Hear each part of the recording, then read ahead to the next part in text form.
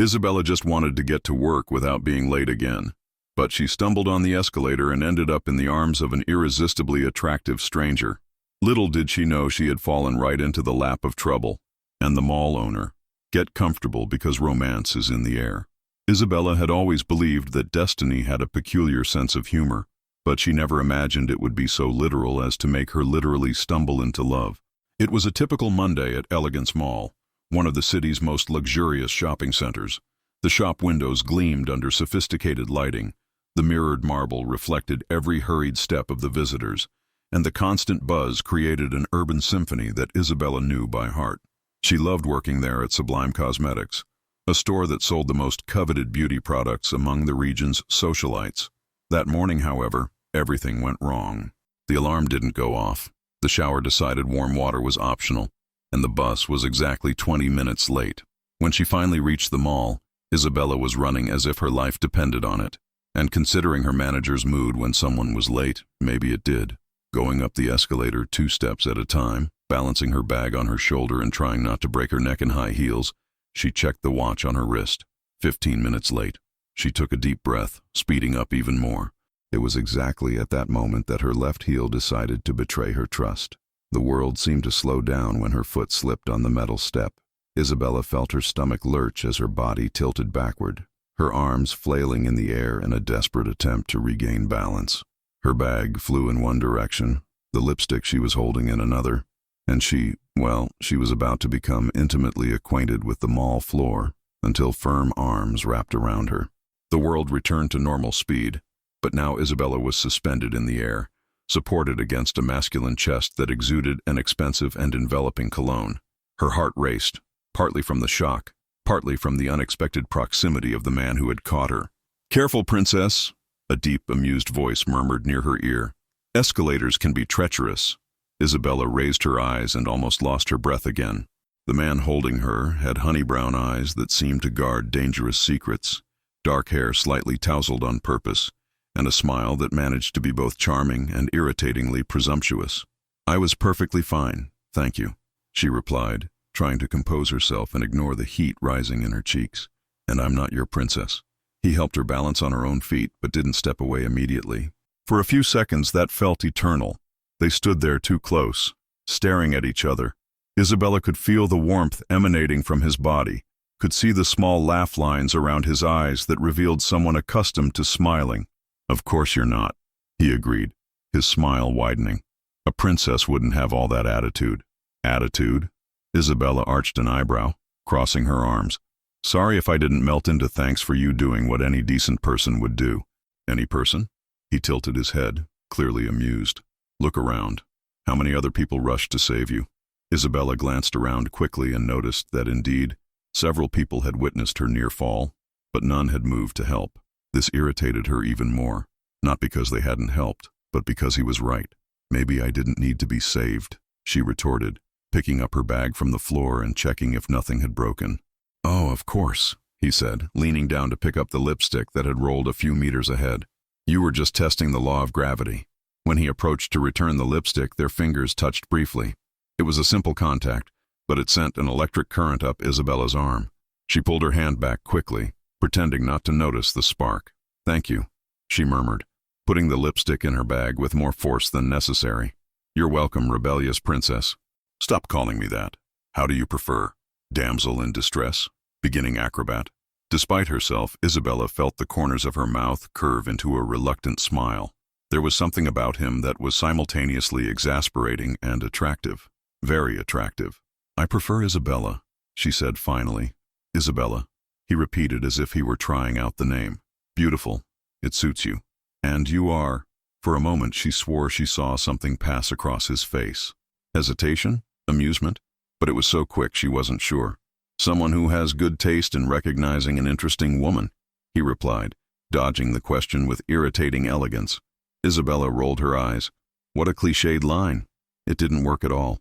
"Liar," he said, stepping closer. "You're smiling." And she was. Damn it. Isabella quickly recomposed her expression, trying to appear indifferent. "I need to go to work," she announced, taking a step back. "Thank you for the assistance." "It was a pleasure, Isabella," he said, and the way he pronounced her name did something strange to her stomach. I hope we meet again. In a mall this size, it's possible.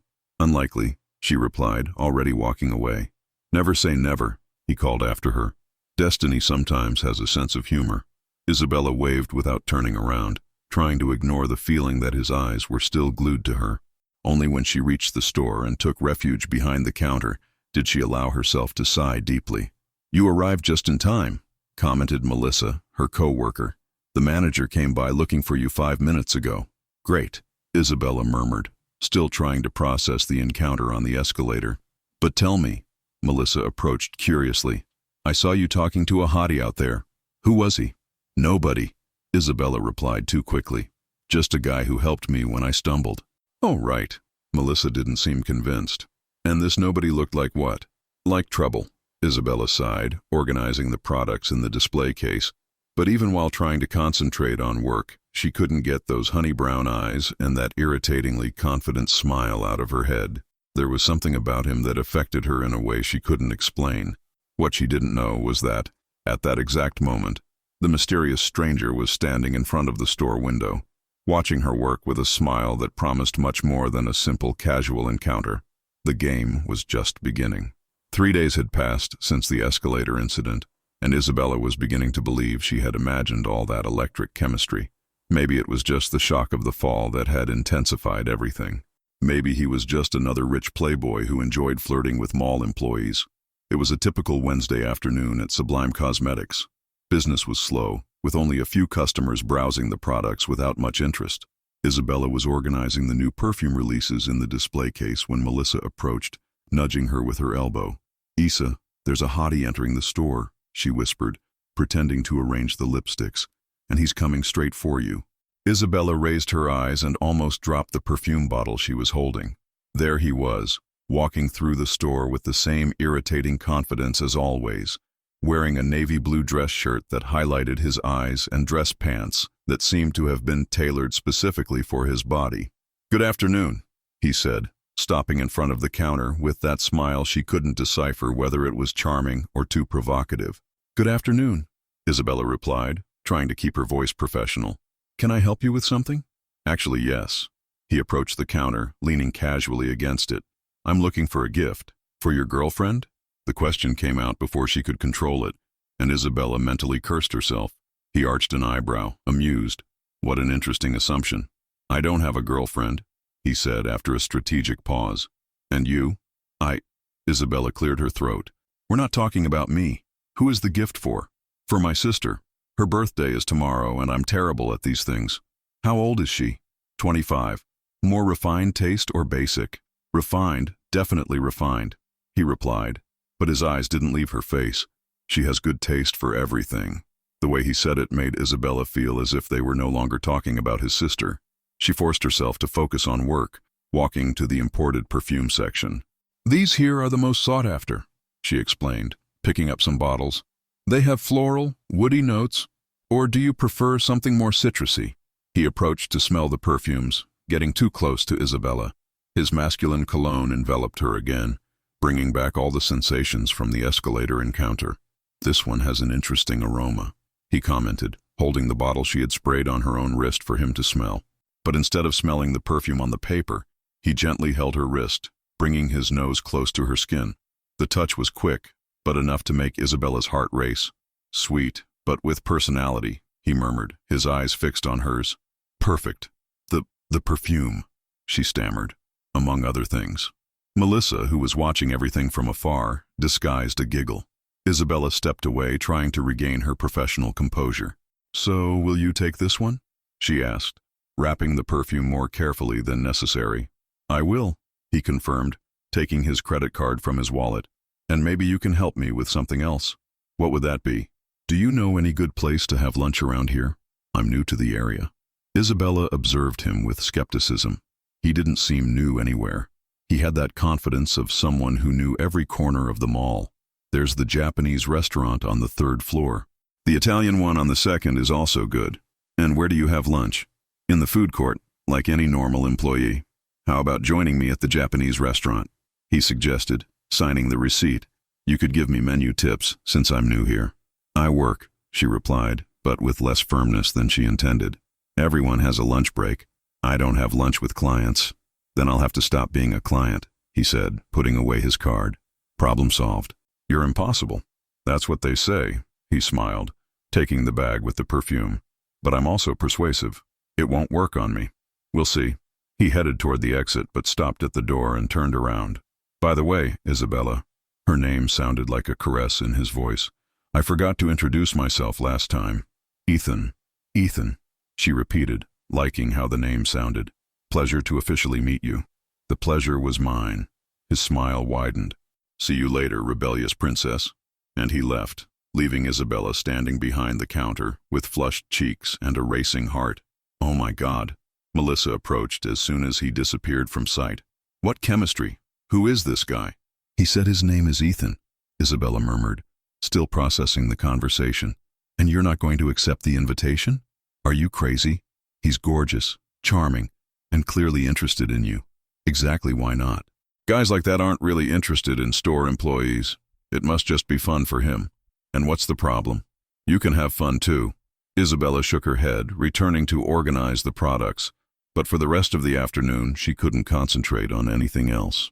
Every customer who entered the store made her heart jump, hoping it would be him again. The next day, Ethan appeared again, and the day after that too, always with a different excuse. He needed a gift for his secretary, wanted to try a new perfume, or simply passed by and decided to greet her. The visits became routine.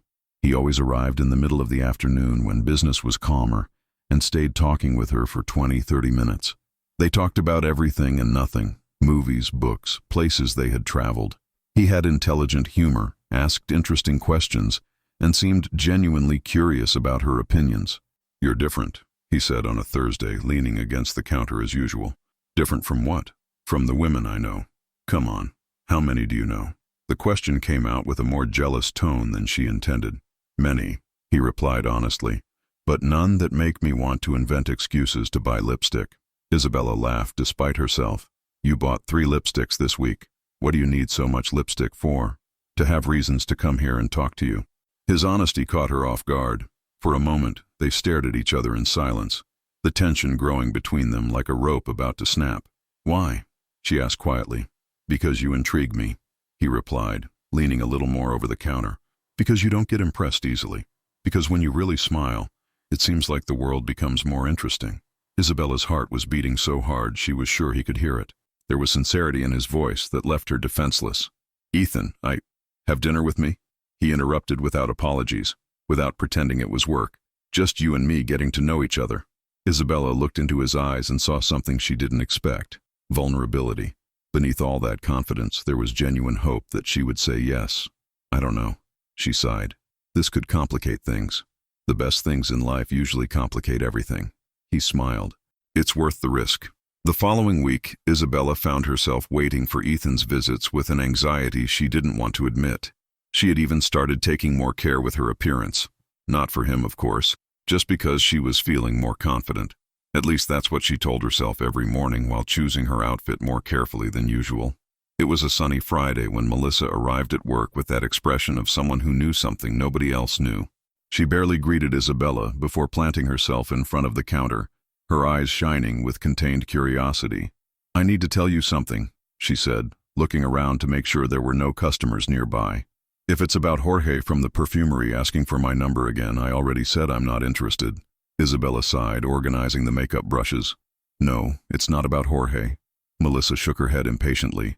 It's about your mysterious heartthrob. Isabella stopped what she was doing. He's not my heartthrob yet. Melissa smiled. But listen to this. Yesterday I was leaving work when I saw him talking to the mall's general manager. You know that serious man who appears from time to check things? So what? Isabella tried to appear indifferent, but her heart was already racing. So what is that they weren't talking like customer and employee, Isa? They were talking like, I don't know, like equals. The manager even made a kind of formal bow when they said goodbye. A bow? Isabella frowned. You must have imagined it.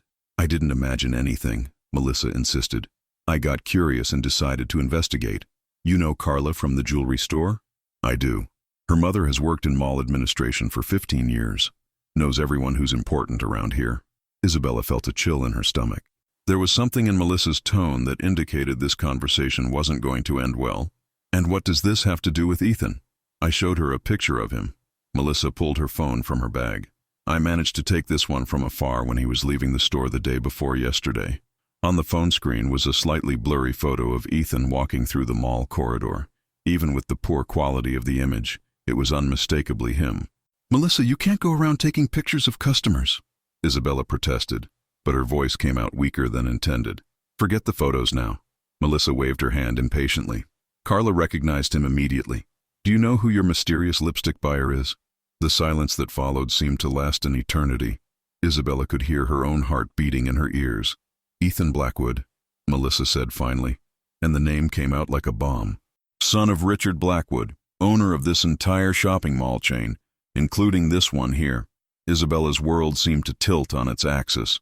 She leaned against the counter to avoid losing balance, all the puzzle pieces fitting together at once. The excessive confidence, the expensive suits, the way he knew every corner of the mall, the way the manager treated him. "It can't be," she murmured. "It is." "Yes," Melissa continued, clearly excited about the discovery. "The heir to the Blackwood Empire is hitting on you. Do you realize what this means?" "It means he's been lying to me this whole time," Isabella said, feeling a mixture of anger and humiliation burning in her chest. "Lying? Did he say he was poor?" "No, but—" She stopped, realizing that Ethan had never really lied about anything. He just hadn't told the whole truth. "He let me believe he was just another regular customer." "Maybe he wanted you to like him for who he is, not for the money," Melissa suggested. But Isabella wasn't listening. Her mind was racing, reviewing all the conversations they'd had, all the times he had flirted with her, all the moments when she had let her guard down. Was it all just fun for him? A game with the naive little employee? "Isa, are you okay?" Melissa asked, noticing her friend's pallor. "I'm great," she replied through gritted teeth. "Perfect. Look, I know it's a shock, but think about the bright side. He's rich, handsome, and clearly interested in you. It's not exactly a problem." "It is a problem," Isabella retorted, "because people like him don't really get interested in people like me. We're from different worlds." "But he doesn't know that yet," Melissa tried to argue. "Of course he knows," Isabella exploded, her voice coming out louder than intended. "He knows exactly who I am, where I work, how much I earn, while I knew nothing about him. This isn't a relationship, Melissa. It's him having fun at my expense." At that moment, as if the universe had perfect timing to make things worse, Ethan appeared at the store entrance. He wore a white dress shirt and dark pants, was even more handsome than usual, and brought that smile that used to make her melt and now only irritated her. "Good afternoon, ladies," he greeted, approaching the counter as he always did.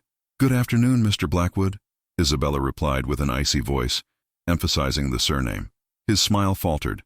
For a brief moment, she saw surprise and something that could be interpreted as guilt pass across his face. "So you found out," he said quietly. "I found out," she confirmed, crossing her arms. "Interesting how you forgot to mention that little detail about owning the place where I work." "Isabella, I can explain." "No need," she interrupted. "I understood perfectly. The rich guy having fun with the poor little employee. Very original." "It's nothing like that," he said, taking a step forward. "If you let me explain." "Explain what?" she asked, her voice loaded with hurt. "How you found it funny to see me stumbling in front of the mall that's yours. How it must have been hilarious to see me trying to impress a customer who, in reality, could fire me with a snap of his fingers. I would never do that," he said, and there was an urgency in his voice she had never heard before. "No?" She laughed, but there was no humor in the laugh. "Then why didn't you tell me who you were from the beginning?" Ethan ran his hand through his hair, clearly frustrated. "Because every time people find out who I am, they change, become different, fake. They want things from me, not me. And with you?" He paused, searching for the right words. "With you it was different. You treated me like a normal person. You asked questions about me, not about what I own. You laughed at my bad jokes without forcing it. It was real." "Real?" She shook her head incredulously. "Nothing about this was real. It was all based on lies." "I didn't lie about anything I feel for you," he said, approaching closer. "Every conversation, every smile, every moment, all of that was true. But you lied about who you are. I omitted information. It's not the same thing." "For me it is," Isabella said, feeling tears threatening to appear. She wasn't going to cry in front of him. wasn't going to give him that satisfaction too. Melissa, who had followed the entire discussion in silence, decided to step away discreetly, pretending to organize products on the other side of the store. "Isabella, please."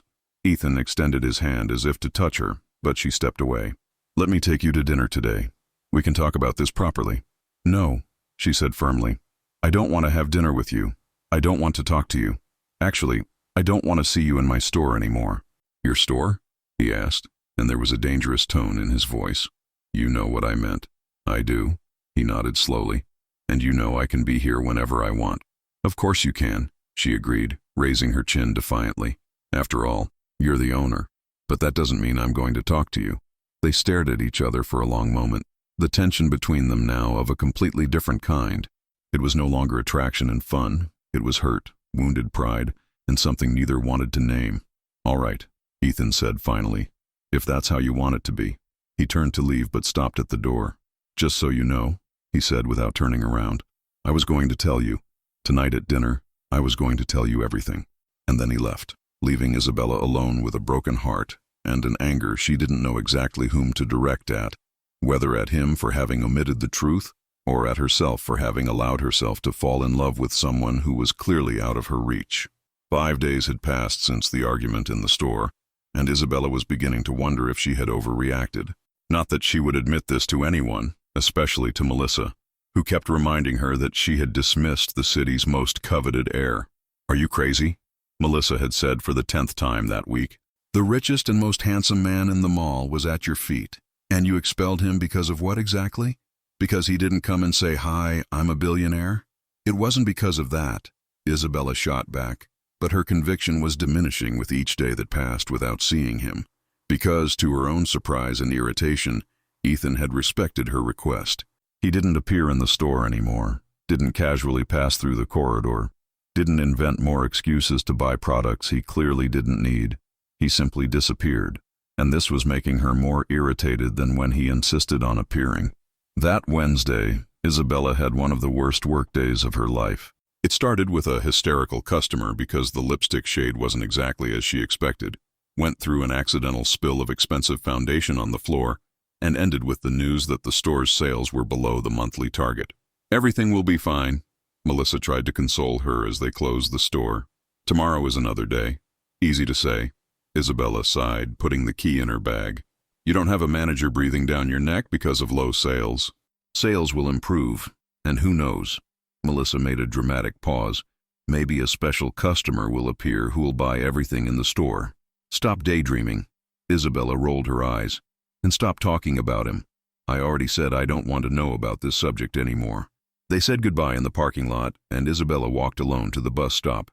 The mall was already closing, and the corridors echoed with the sound of her heels on the marble. It was a walk she had made for years, but that night, for some reason, it felt different. Maybe it was fatigue, or maybe it was the stupid longing that insisted on squeezing her chest every time she thought of honey brown eyes and cynical smiles. She was almost reaching the exit when she saw him. Ethan was leaning against the wall near the elevators, hands in his pants pockets, looking directly at her. He wore a dark gray dress shirt and jeans, a more casual combination than she was used to seeing him wear, but which made him even more attractive. Isabella stopped in the middle of the corridor, her heart racing. For a moment, they just stared at each other, the tension between them so palpable it seemed to occupy all the space around them. "What are you doing here?" she asked, trying to keep her voice firm. "Waiting for you," he replied simply, pushing away from the wall and walking slowly toward her. "I said I didn't want to talk to you anymore." "You did," he agreed, stopping a few meters away. "But you didn't say I couldn't wait for you out here." "Technically, here inside is still yours," she pointed out, trying to maintain the sarcastic tone. "Technically," he admitted, and she saw a glimpse of the old smile. "But that's not why I'm here." "Then why are you?"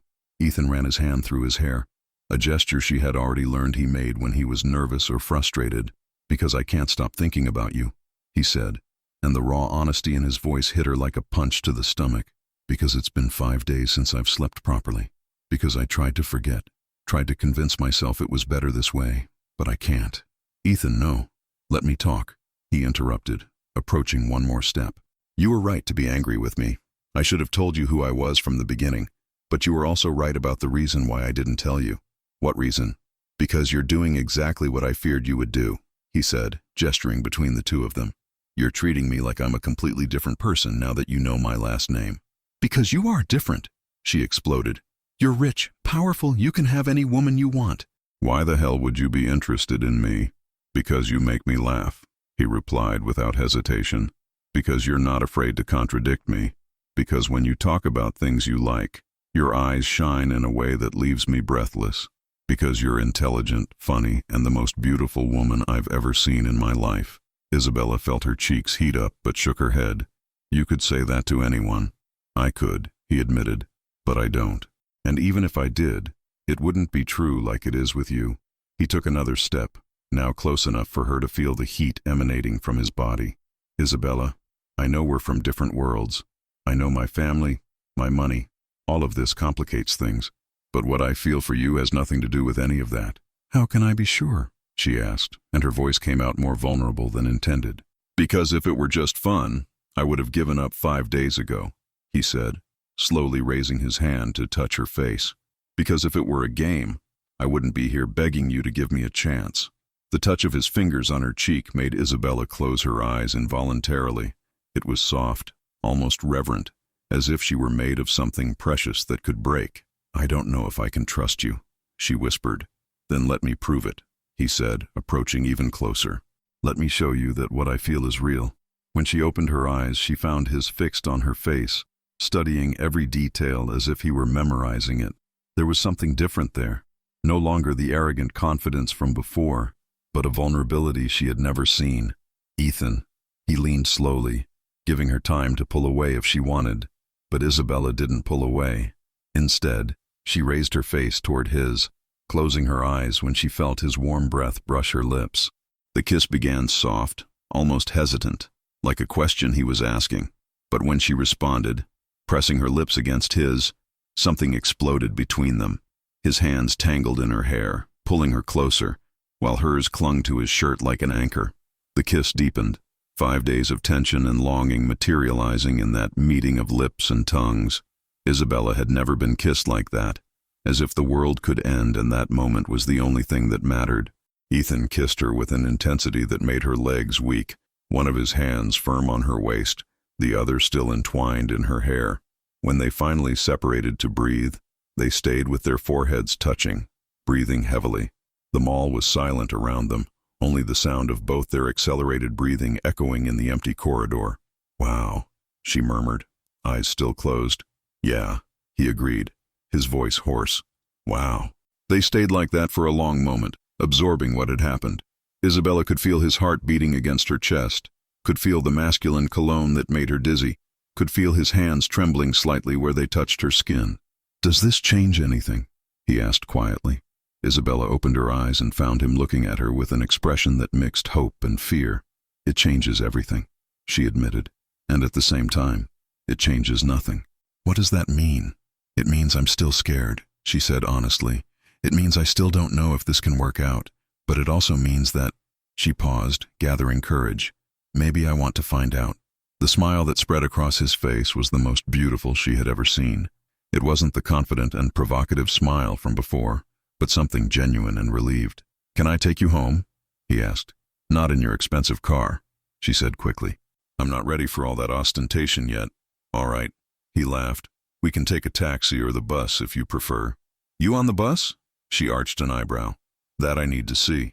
For you, I'd do anything, he said, and the sincerity in his voice made her heart skip a beat. As they walked together toward the exit, Isabella knew she was getting into unknown territory. She didn't know if this would work out, didn't know if she could handle the complications that would come. But for the first time in 5 days, she felt alive again, and maybe, just maybe, it was worth the risk.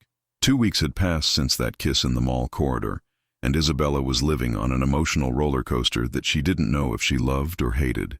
Ethan had kept his promise to take things slow. He didn't pressure her, didn't flaunt his wealth in front of her, and surprisingly, really did take the bus a few times to accompany her home. They met almost every day after work. Sometimes they just walked through the mall after the stores closed, talking about everything and nothing.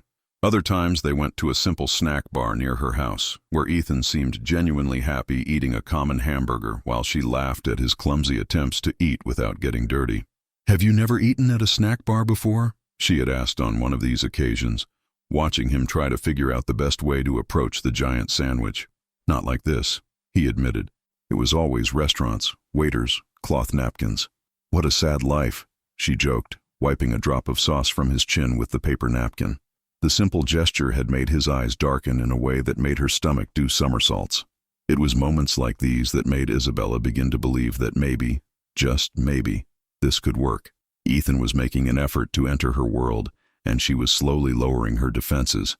But that Thursday, everything changed. Isabella was organizing the new products when she noticed strange movement outside the store. Several administration employees hurried through the corridor, talking quietly and with tense expressions. Even the general manager appeared, something that only happened when there were serious problems. "What do you think is happening?" Melissa asked, observing the commotion.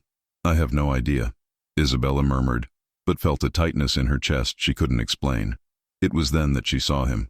Richard Blackwood walked through the corridor with the posture of an emperor inspecting his kingdom. Tall, imposing, wearing a suit that probably cost more than Isabella's annual salary. He radiated power and authority. Behind him, a small entourage of assistants tried to keep up with his firm pace. Isabella had never seen him in person, but there was no mistaking him. The resemblance to Ethan was undeniable. The same penetrating eyes, the same strong jawline. But where Ethan had warmth and humor, Richard had coldness and determination, and he was coming directly to her store. "My God," Melissa whispered. "It's Richard Blackwood. What does he want here?"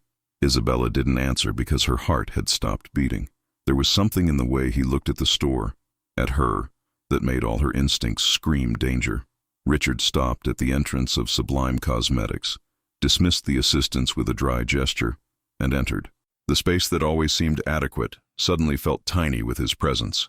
"Good afternoon," he said, his voice deep and controlled. "You must be Isabella." It wasn't a question. It was a statement loaded with knowledge and, by the tone, disapproval. "Good afternoon, Mr. Blackwood," she replied, trying to keep her voice steady. "Can I help you with something?" "Actually, you can." He walked through the store as if evaluating every detail. "I'd like to have a private conversation with you about my son."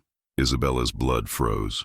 Melissa mumbled some excuse and disappeared to the back of the store, leaving them alone. "I'm not sure what you mean," Isabella tried, but her voice sounded unconvincing even to herself. Richard turned to face her, and the weight of his gaze was almost physical. "Don't insult me by pretending ignorance," he said calmly. "I know exactly what's happening between you and Ethan. The question is, do you?" "We're just friends," Isabella attempted. "Friends?" He arched an eyebrow in a way so similar to Ethan it was disturbing. "Friends who kiss in my mall after hours?" Isabella felt her cheeks heat up. Of course he knew. He probably had cameras in every corner of that place. "With all due respect, Mr. Blackwood, my personal life is none of your business." "It becomes my business when it involves my son and an employee of my establishment," he retorted, his tone still controlled but with a coldness that made Isabella shiver. "I haven't done anything wrong." "I didn't say you did," Richard agreed, "but you're doing something imprudent for both of you." He walked to the counter, placed his hands on it, and leaned slightly toward her. It was a posture that should seem casual but was actually pure intimidation. "Let me be clear, Isabella. Ethan is an impressionable young man. He's always had a tendency to get involved with lost causes, impossible projects. It's a phase he needs to overcome." "A phase?" Anger began to bubble in her chest. "Is that how you see your own son?" "I see my son as someone who has responsibilities," Richard replied. "An empire to inherit, a family reputation to maintain, social expectations to fulfill. And I see you as a dangerous distraction from all of that." "Dangerous?" Isabella laughed, but there was no humor in the laugh. "You don't even know me. I know enough. I know you work in a cosmetics store, live in a rented apartment in the suburbs, take the bus to work. I know your family is lower middle class and you have no relevant social or business connections." Each word was a stab, not because they were lies, but because they were truths she had never felt ashamed of until that moment. "So what?" she asked, raising her chin defiantly. "So that doesn't match my son's world," Richard said. "Ethan needs to marry someone who can add value to our business, who understands the responsibilities that come with the Blackwood name. Someone from the same social circle. How convenient, Isabella said, her voice trembling with anger. Reducing love to a commercial transaction. Love? Richard laughed and the sound was cutting. My dear, do you really think this is love? Ethan is 28 years old and has never had to fight for anything in his life. You represent something forbidden, a challenge, an adventure. But when the novelty wears off, you don't know what you're talking about. Don't I? He straightened up. Then tell me, has he taken you to meet anyone from the family? Have you gone together to any social events? Has he talked about introducing you to his friends, people from the same circle? Isabella opened her mouth to respond, but the words didn't come out because he was right. Every time they met, it was just the two of them, always away from the places Ethan frequented, always in her world, never in his. I see you're beginning to understand, Richard said, noticing her hesitation. Ethan may even believe he feels something real for you, but unconsciously he knows this can't go beyond what it already is.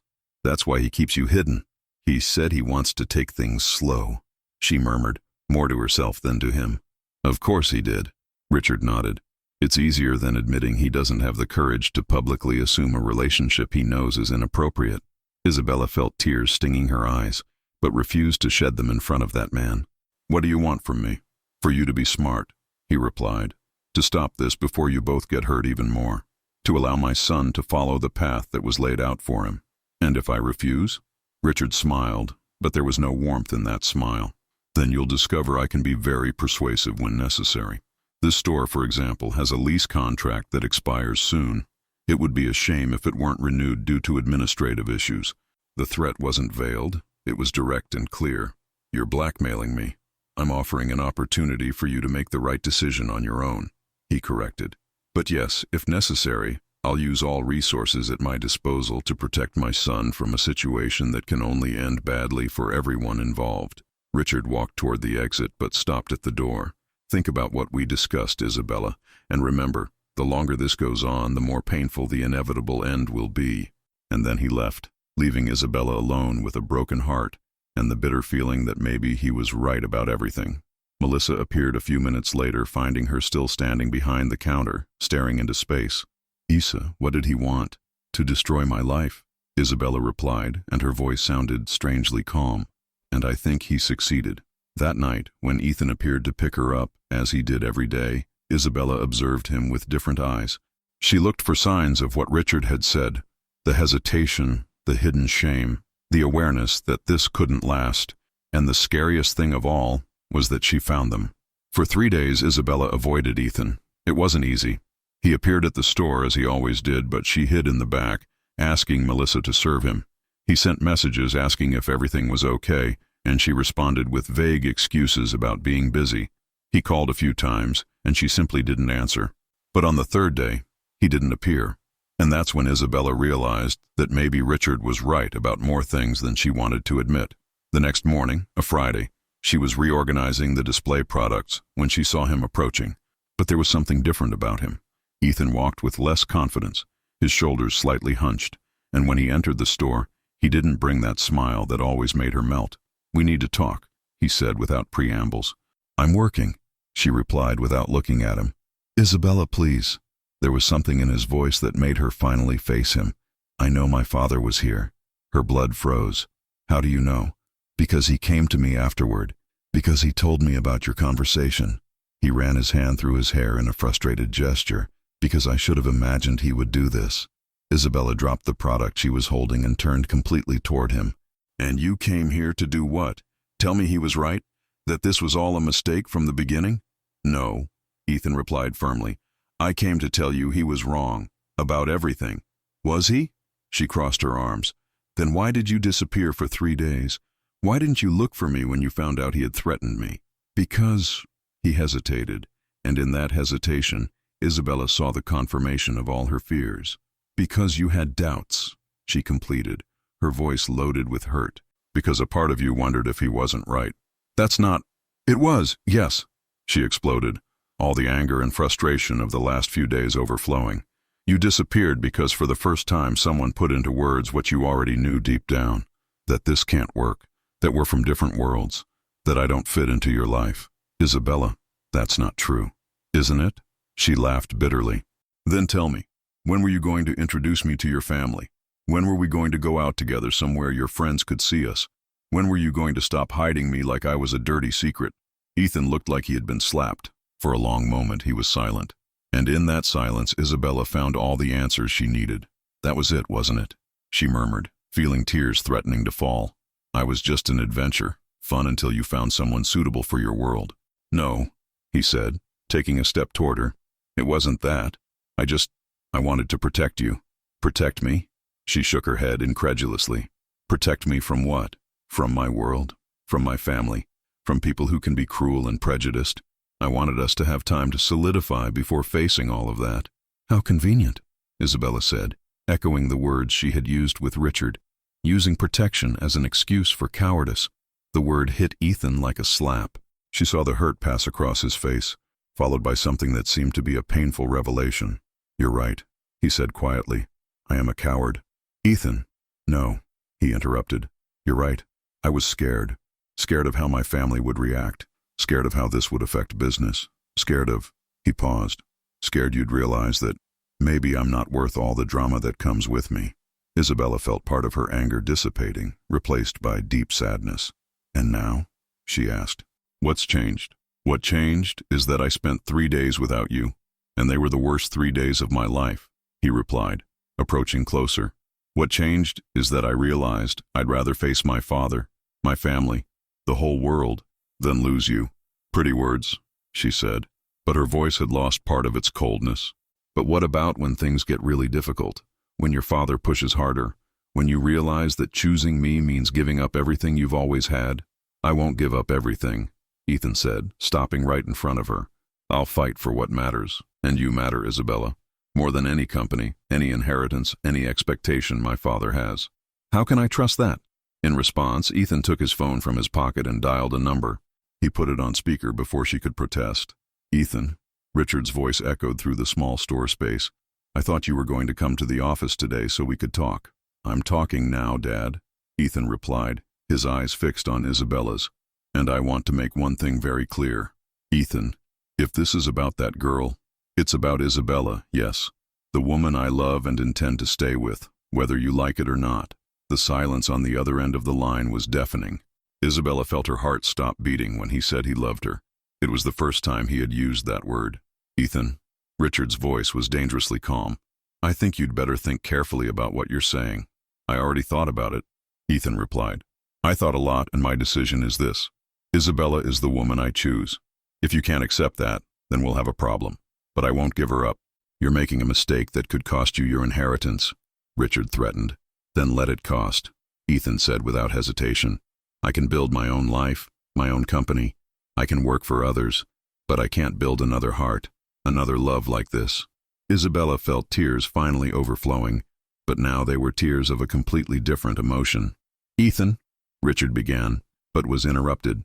The conversation is over, Dad, Ethan said firmly. When you're ready to really meet Isabella, to give her a real chance, let me know. Until then, I don't want to hear another word against her. And he hung up. The silence that followed was profound. Ethan and Isabella stared at each other, both breathing heavily, as if they had just emerged from a battle. You just defied your father, she said quietly. I did, he confirmed. Because of me. Because of us. He corrected. He could really take away your inheritance. He could, Ethan shrugged. But he can't take you away from me, unless you want to leave. Isabella observed him for a long moment. She saw determination in his face, but also vulnerability. He had put himself at risk for her, had chosen her over the easy life he had always had. You said you loved me, she murmured. I did, he confirmed, taking a step closer. Because it's true. I love you, Isabella. I love your strength, your intelligence, your stubbornness. I love the way you challenge me, how you make me want to be a better person. I love how you make a snack bar hamburger seem like the best meal in the world just because you're with me. She laughed through her tears. I love you too, she finally admitted. Despite everything, despite the fears, despite your impossible father, I love you. Ethan smiled, and it was that genuine smile she had learned to love, free from all the arrogance of the early days. So it's decided, he said, extending his hand to her. Us against the world. Us against the world, she agreed, intertwining her fingers with his, including against my father. Especially against your father, she corrected, and they both laughed. But even as they laughed, Isabella knew the battle was just beginning. Richard Blackwood wasn't the type of man who would accept defeat easily, and Ethan had just declared war on his own father for her. She just hoped their love was strong enough to survive what was coming. Now, Ethan said, pulling her closer, I think I owe some official introductions. How about we start with a dinner where I take you to the best restaurant in the city, and we don't hide from anyone? As long as you don't get uncomfortable if I don't know which fork to use first, she joked. As long as you don't get uncomfortable if I still prefer the hamburger, he retorted. And they kissed right there in the middle of the store, not caring who might see. The war was declared, but at least now they were on the same side. 1 week had passed since the phone confrontation with Richard, and things had changed drastically. Ethan was no longer hiding.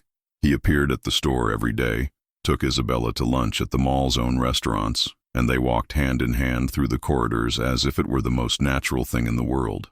The gossip spread like wildfire. Employees whispered when they passed. Some customers looked with poorly disguised curiosity, and Isabella could feel the stares wherever they went. But Ethan seemed completely oblivious to it all, or simply didn't care. Doesn't it bother you?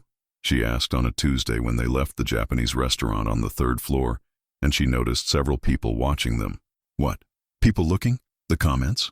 Ethan stopped in the middle of the corridor and pulled her closer, kissing her softly right there in front of everyone. Does it bother me now? He asked when they separated, a playful smile on his lips. Ethan, she protested, but was laughing. I want everyone to know you're mine, he said, intertwining her fingers with his. I'm not ashamed of that. I'm proud. And he really seemed to be. But Isabella still felt a knot in her stomach every time she thought about Richard and his threats. The man had been silent since the call, and that made her more nervous than if he were making a scene. He's planning something, she told Ethan that night as they walked to the bus stop. Who? Your father? This silence isn't normal. Men like him don't just accept defeats. Ethan sighed. Maybe he's reconsidering. Maybe he realized I was serious. Or maybe he's waiting for the right moment to strike. Isa, he stopped and turned to her. No matter what he does, I won't change my mind. And if he really cuts off your inheritance, if he disinherits you, then I'll work like any normal person. I have a degree in business administration. I have experience in the family business. I can start my own company, work for others. He shrugged. I won't starve. But you were born for that life. It's yours by right. What's mine by right is choosing who I want to spend my life with, he replied, touching her face. And I choose you. The following Thursday, Isabella was having one of the busiest days in weeks. A special promotion had attracted several customers, and she barely had time for lunch. She was finishing a sale when Melissa appeared by her side, discreetly nudging her. Isa, she whispered. Look who arrived. Isabella raised her eyes and felt her blood freeze. Richard Blackwood was standing at the store entrance, but this time he wasn't alone. An elegant woman, probably in her 50s, was beside him. She had perfectly arranged blonde hair, wore an expensive jacket and skirt set, and carried a handbag that cost more than Isabella earned in 6 months. Who is she? Melissa asked, but Isabella didn't need to ask. There was only one person it could be, Ethan's mother. Excuse me, Richard said, approaching the counter when Isabella finished serving the customer. I'd like to speak with you. This is my wife, Victoria. The woman extended her hand with a smile that didn't reach her eyes. Pleasure, Isabella. I've heard a lot about you. Mrs. Blackwood, Isabella greeted, trying to keep her voice steady. Could we talk privately? Richard asked. Here is fine, Isabella replied. She wasn't going to be intimidated again. Victoria and Richard exchanged a glance. Very well, Victoria said. I came here because my husband told me about the situation between you and our son. What situation? The romantic involvement you're having, Victoria clarified as if talking about the weather. And I wanted to meet you personally before making any decisions. What kind of decisions? Whether I support my husband in his attempts to separate you or give you a chance to get to know you better. Isabella blinked, surprised. This wasn't what she expected. And what was your conclusion? Victoria studied her for a long moment. That you're exactly as Ethan described. Strong, intelligent, and not easily intimidated. He talked about me? At length, Richard interrupted, and there was a note of resignation in his voice. By phone, in person. He even sent a 3-page email explaining why he was in love with you and why he thought we were wrong. 3 pages? Isabella couldn't hide her smile. 3 very eloquent pages, Victoria confirmed. Talking about your work ethic, your independence, your sense of humor, your honesty. It was quite embarrassing, actually. Embarrassing to see my son defend someone with such passion, Richard admitted. Isabella looked from one to the other, trying to understand where this conversation was leading. What do you want from me? We want to really get to know you, Victoria said, not as a threat or a problem to be solved, but as the woman who won our son's heart. Richard may have questionable methods. Victoria gave a meaningful look at her husband. But he only wants to protect Ethan, sometimes excessively. Sometimes, Richard murmured. Frequently, Victoria corrected. And I want to make sure we're not making a mistake by pushing away someone who could make our son happy. Before Isabella could respond, a commotion began outside the store. Several people were looking in the same direction, pointing and whispering. Even Victoria and Richard turned to see what was happening. And then Isabella saw him. Ethan was walking through the mall corridor carrying the biggest bouquet of red roses she had ever seen in her life. It wasn't just big, it was absolutely exaggerated, taking up almost all the space in his arms. Behind him, one employee carried a large box of chocolates, and another brought a giant teddy bear. What is he doing? She murmured, but part of her already knew.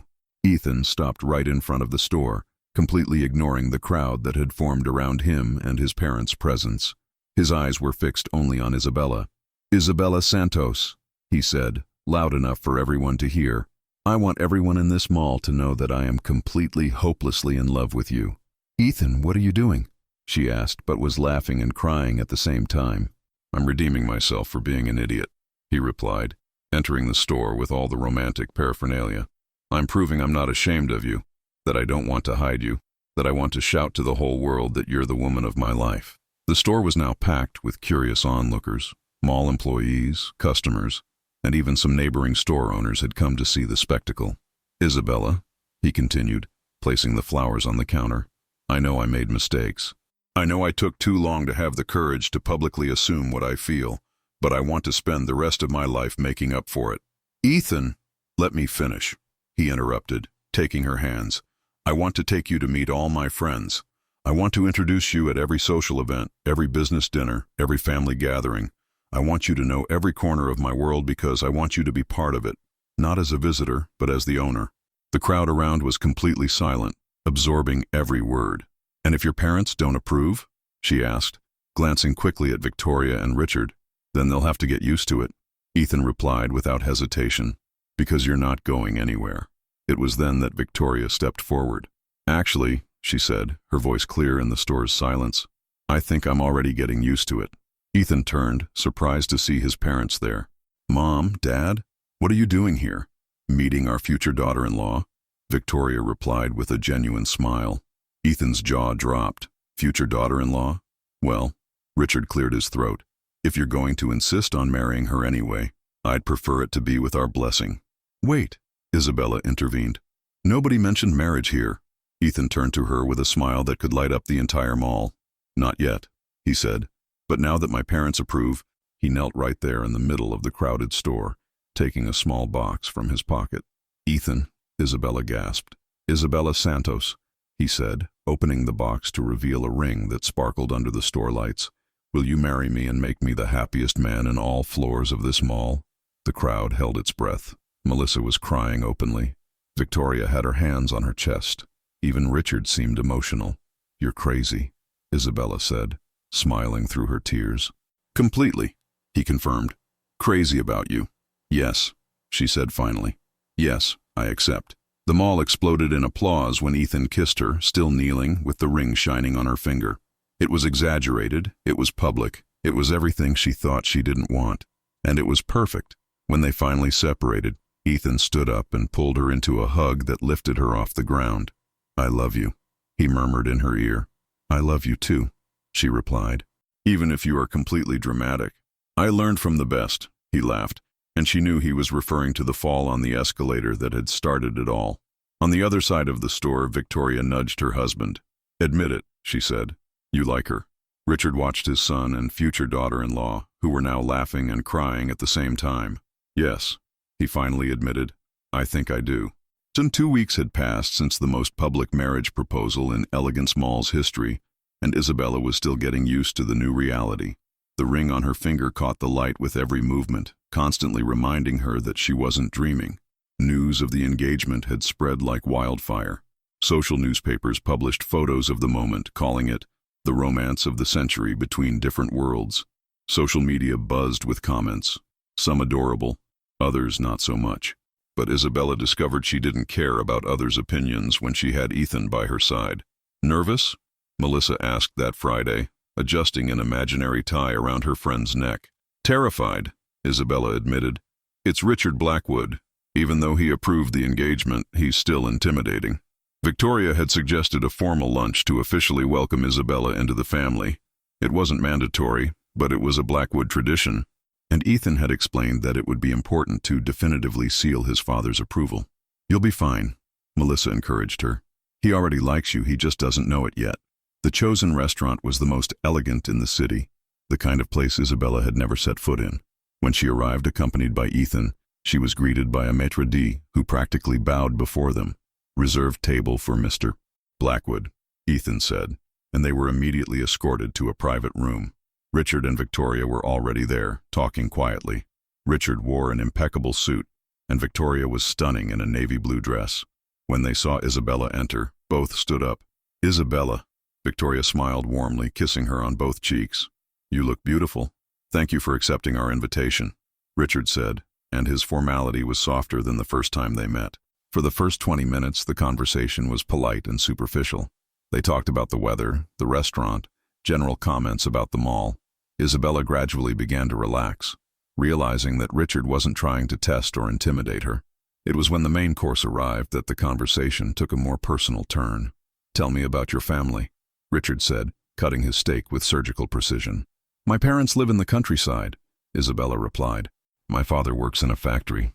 My mother is a teacher. I have a younger sister who's in nursing school." "And how did they react to the engagement?" Isabella smiled, remembering the call she had made the day after the proposal. "My mother cried. My father was suspicious and wants to meet Ethan personally for a little chat. My sister said I caught the prince charming and now she'll have to settle for a commoner." Victoria laughed and even Richard sketched a smile. "I'd like to meet them," Victoria said. "Maybe we could organize a dinner." "They'd be honored," Isabella replied, "and probably too nervous to eat. Like you were today," Ethan joked, and she gave him a discreet elbow.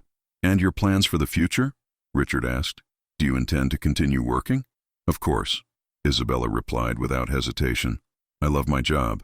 I like having my independence. Even being the wife of a Blackwood, especially being the wife of a Blackwood," she replied, and saw approval pass through his eyes.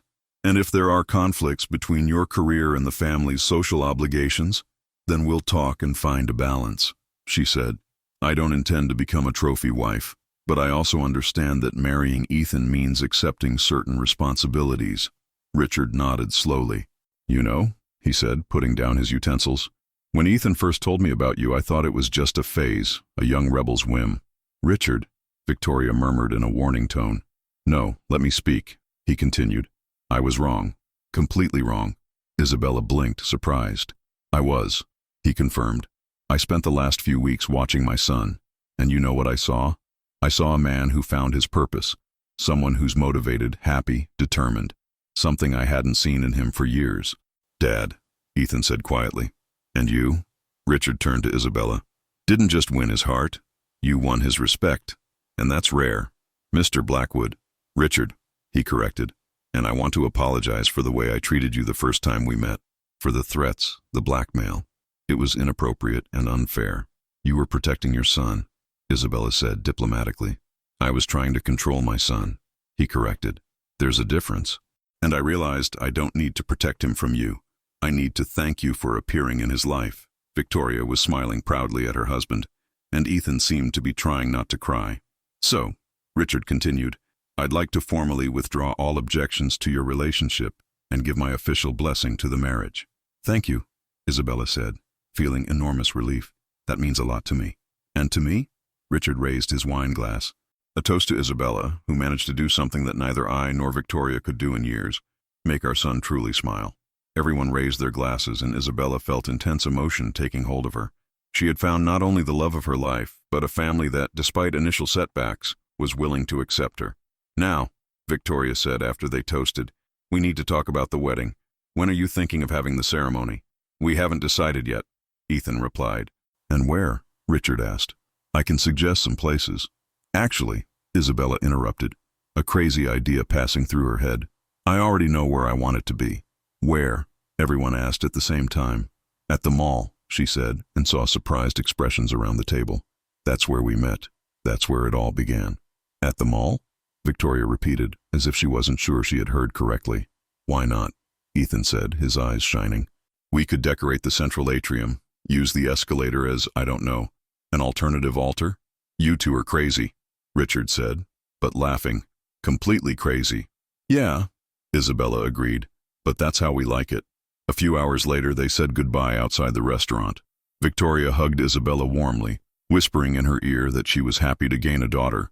Richard, surprisingly, also hugged her, saying he was looking forward to meeting her parents.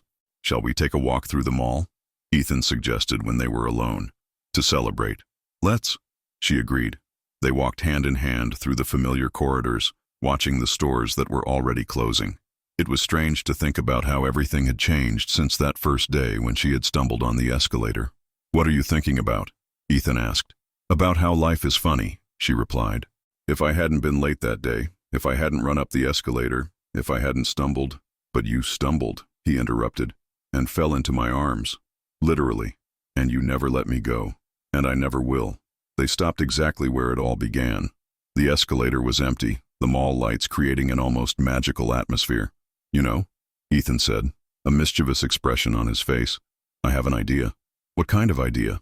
She asked suspiciously. How about we recreate our first meeting? Ethan, no. But he was already going up the escalator, gesturing for her to follow. Come on, he shouted. Pretend you're late for work. You're impossible. She shouted back but started going up behind him. Now stumble, he instructed when she got close to the top. I'm not going to stumble on purpose. That's ridiculous. Then I'll catch you anyway, he said, extending his arms. And that's exactly what he did. When she reached the top of the escalator, Ethan pulled her into his arms, making her laugh as he spun her around. Careful, princess, he said, echoing the first words he had said to her. Escalators can be treacherous. I'm not your princess, she replied, reciting her own line. Of course you are, he corrected, kissing her softly. You're my queen. As they kissed at the top of the escalator, surrounded by the twinkling lights of the empty mall, Isabella thought about how perfect it was that everything had started there, because that place that used to be just her workplace was now where her new life had begun. I love you, she murmured against his lips.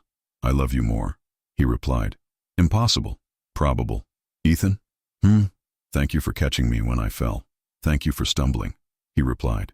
Best thing that ever happened in my life. And there in the mall, where they met, where they worked, where they would get married, Isabella and Ethan laughed together, knowing that no matter how many floors life had, they would climb them all side by side.